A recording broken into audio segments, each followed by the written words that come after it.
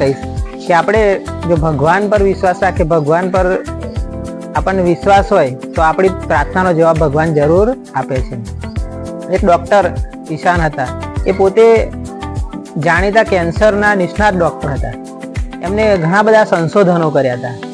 એક વખત એમને આ સંશોધન માટે ઇનામ મળવાનું હતું, એટલે એ એવોર્ડ લેવા માટે એ નીકળ્યા.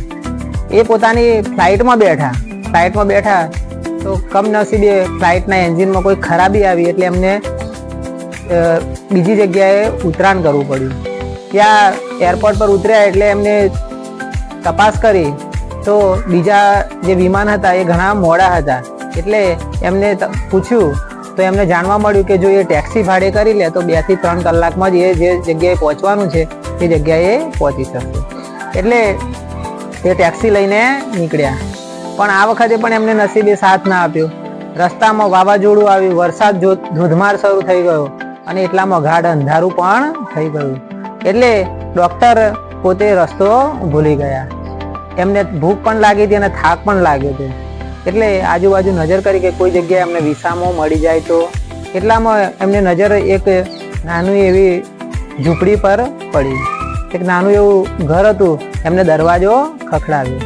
અંદરથી એક વૃદ્ધ માજી બહાર આવ્યા. માજીને એમને પોતે ઓળખાણ આપી અને એ ઘરમાં પ્રવેશ્યા. માજીએ એમને નાસ્તો કરાવ્યો, જમવાનું પણ આપ્યું અને પછી એ માજી એક જગ્યાએ ખૂણામાં બેસીને ભગવાનને પ્રાર્થના કરવા લાગ્યા. આ બાજુ ડૉક્ટર ઈશાન એમને જોયું કે આ માજી ખૂબ ભક્તિભાવથી ભગવાનને પ્રાર્થના કરે છે અને બાજુમાં એક નાનો છોકરો પણ એ સૂઈ રહ્યો હતો, એ પણ એમને જોયું. થોડી વાર પછી પેલા ડૉક્ટરે માજીને પૂછ્યું કે માજી કોને પ્રાર્થના કરતા હતા, શું પ્રાર્થના કરતા હતા? તો માજીએ કહ્યું કે હું ભગવાનને પ્રાર્થના કરતી હતી. તો કે કેમ? તો કે આ મારો જે પૌત્ર છે એને કેન્સરની બીમારી છે.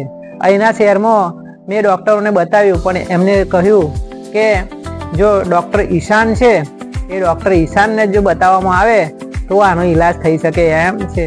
હવે એ ડૉક્ટર ઈશાન છે એ હજારો માઇલ દૂર રહે છે, હું એમની પાસે કઈ રીતે પહોંચી શકું? એટલે હું ભગવાનને જ પ્રાર્થના કરું છું કે કોઈક રસ્તો કાઢી આપે. પણ મને વિશ્વાસ છે કે મારી પ્રાર્થનાનો જવાબ ભગવાન જરૂર આપશે. માજીના શબ્દો સાંભળીને ડૉક્ટર ઈશાનની આંખમાંથી ટપ ટપ ટપ આંસુ પડવા લાગ્યા.